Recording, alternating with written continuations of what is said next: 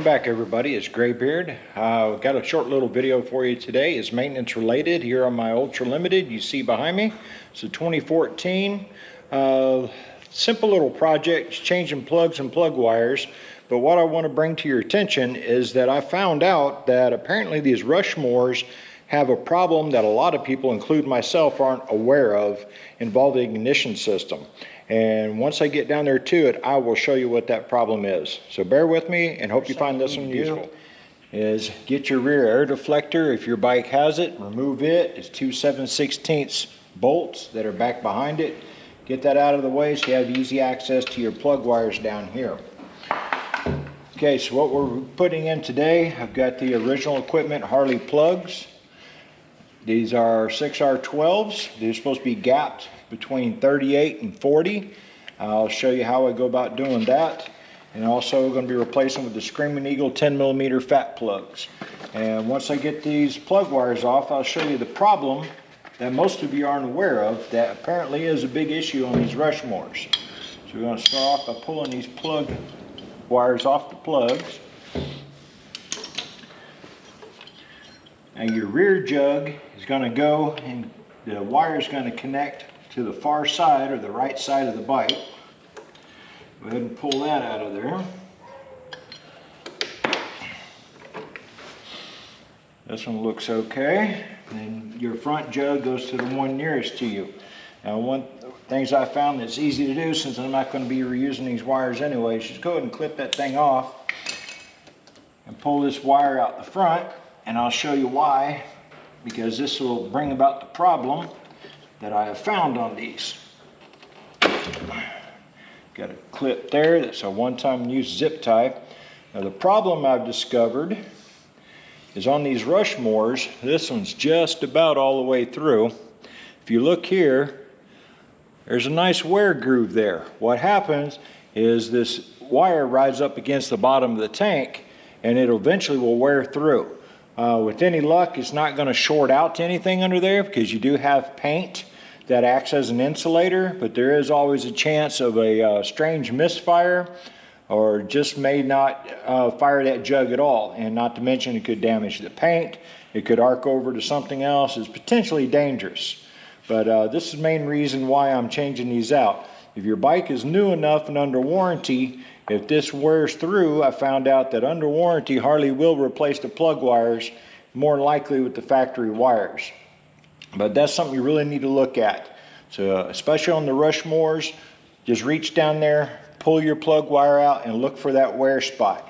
So I'm going to reroute my new wires to where they won't be touching pretty much anything, because I don't like the idea of the ignition system shorting out like that. So you need to grab you a 5/8 socket, spark plug socket. I'm going to pull the plugs out.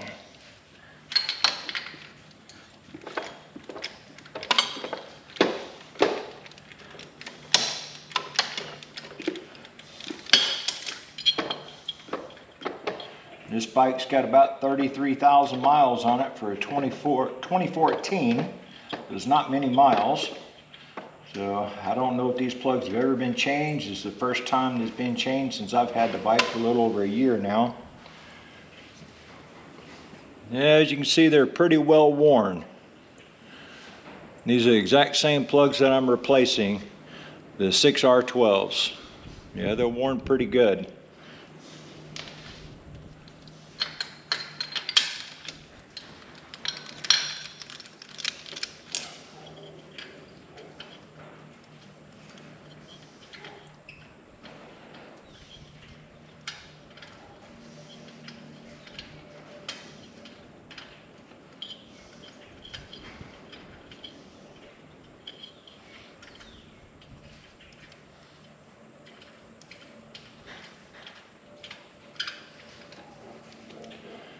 Oh yeah, this back cylinder's worn a lot more.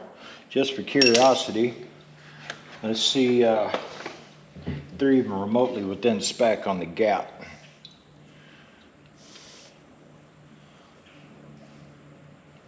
We're about 43 thousandths, so yeah, we're right there on the edge of the gap being way out of spec. And this one, the front jug's not too bad, it's about 41. So you get a little bit more wear out of the back one. Now here's where what I like to do when it comes time for gapping your spark plugs. So I like to go on the lower end, which would be 38, and I want to show you something here. Most people will reach down and grab their keychain spark plug gapper like AutoZone or O'Reilly or whatever. This is okay. It's not real accurate. So let's show you. I put this on. Like right now it's about 35, almost 36 with this. Well, I like to actually use feeler gauges. That way you get a true reading.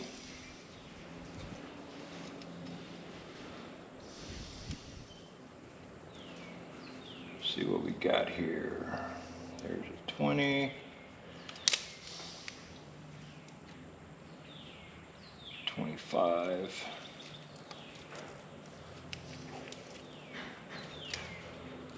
So I'm looking for a 38, so there's a 13.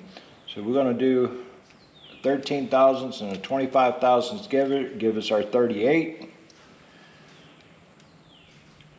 And say that's actually quite loose. So I'm saying that's probably more closer to about a 42 or 43, and our pocket gauge was showing about a 40 to 41. So one thing you do not want to do is go and smack your electrode here. You actually need to press down on it with a tool to get it to move, or you could even go in and actually use a pair of needle nose and bend the electrode here, because you do not want to smack the plug because you have a risk of cracking the ceramic inside. Alright, so that right there is a good fit on the 38 thousandths.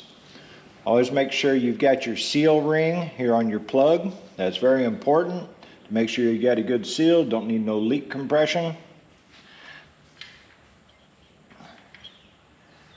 I'm going to drop this one in the front jug here.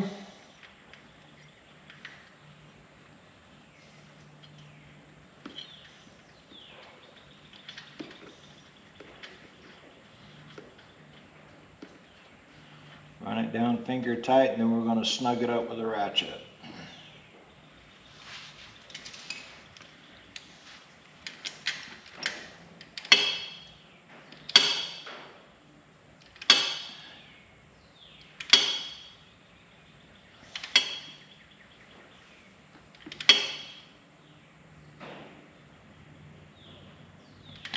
You don't want to over tighten these. I believe the actual torque spec is between about 16 to 18 foot-pounds. As long as you don't crank the hell out of it, it'll be all right. Let's check this one out. Pocket gauge.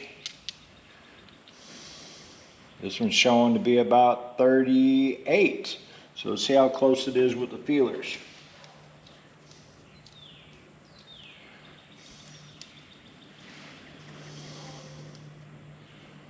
So it's actually a little bit loose for 38 on the pocket gauge, and 38 is what we're going for. So push it down just a tad bit, and there we are, right on the money. You want just a little bit of drag, but you don't want it too tight. Actually, that's a little loose. Let's push it in just a little bit more.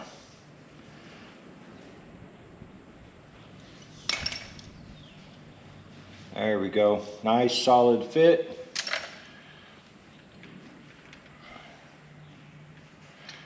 Especially with these aluminum heads, make sure you do not cross thread the plugs. You'll have all kinds of trouble at that point. And before you pull your plugs out, make sure your recess here in the head is clean. You don't want to get any kind of dirt, debris, or anything like that drop down inside your head.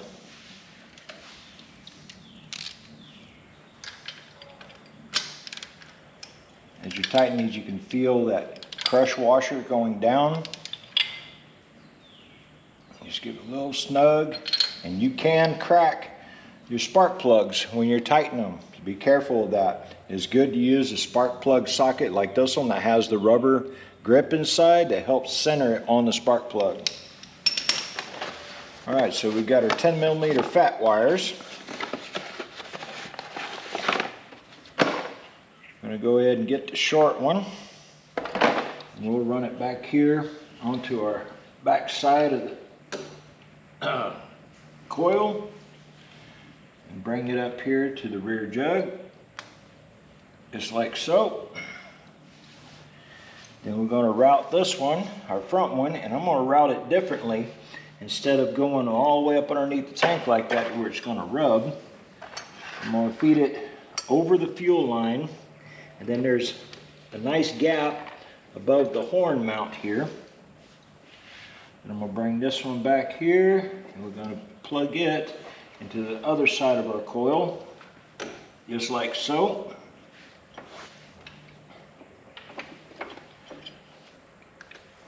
Connect it to our spark plug. And then now it's just a matter of tidying up the plugs on where you want them to go as far as the plug wires. So you grab you a couple of zip ties.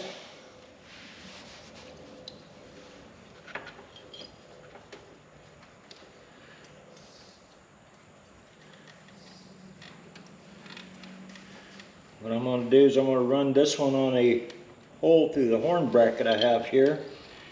My bracket's a little bit different than stock because I do have a bad boy Wolo bad boy horn on here, which is a twin air horn. And I just modified the stock horn cover to where I can cover up the majority of that Wolo to where it looks a little bit better, because I didn't want to spend the extra 10 bucks for the chrome version of the horn. But I recommend everybody to get a horn like this. They would definitely get people's attention.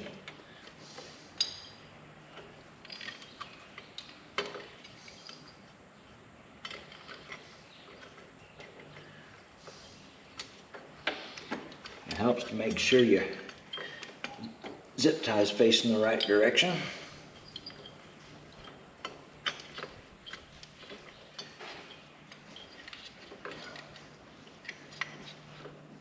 There we go.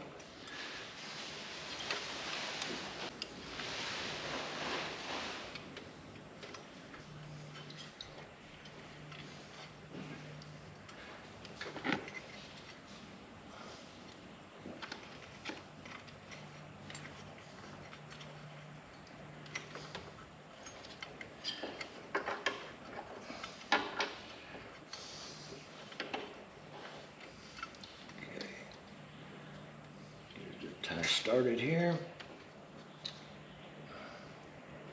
And what do you know, I actually missed my zip tie. Gotta love it when that happens. No big deal. We just pull this back out a little bit. Stick her back through.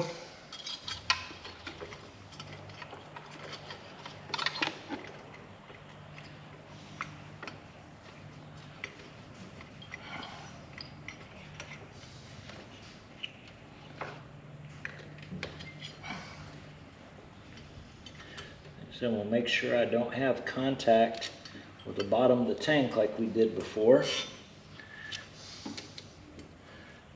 Cinch this zip tie down to where nothing moves.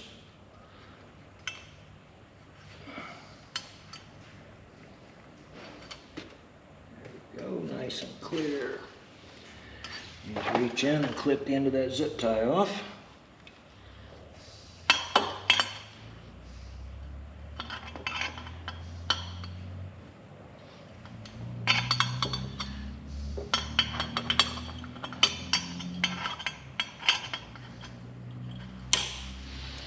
Alright, now we just need to route these other two.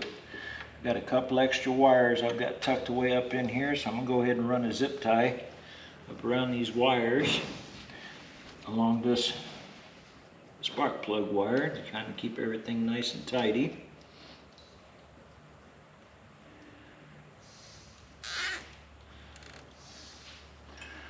Clip this one off.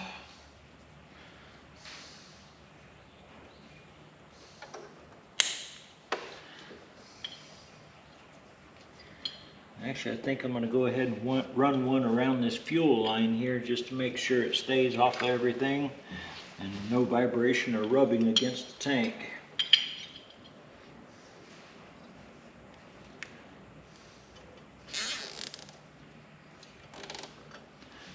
There we go.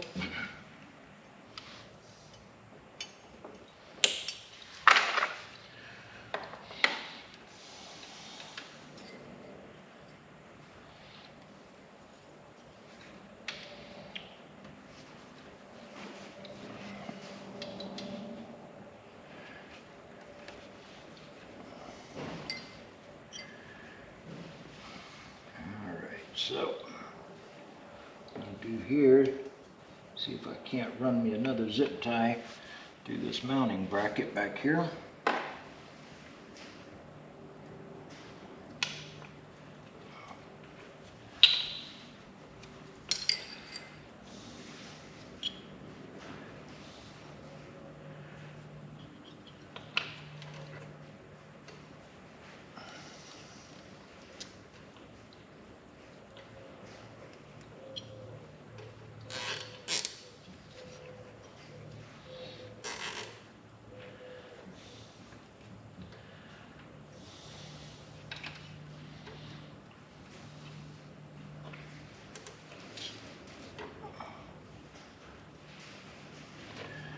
You want to make sure you don't, this front jug wire is pretty long, so you want to make sure you don't have any contact with the head back here.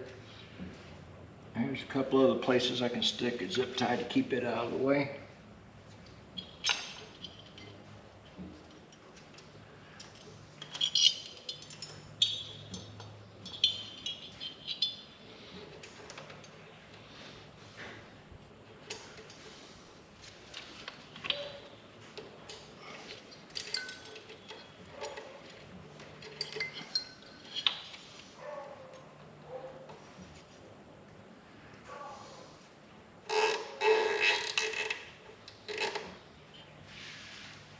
That's out of the way all nice and tidy. Clip this zip tie off. This other one clipped off.